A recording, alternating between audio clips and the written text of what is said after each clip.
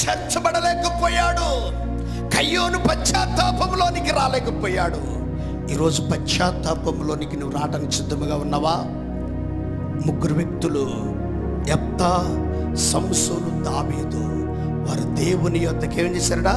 తిరిగి వచ్చారంట. దేని కొరకు వచ్చే? పశ్చాత్తాపం. దేవుని కృప కొరకు క్రీస్తు అనే బండ మీద కట్టబడటానికి వచ్చారు.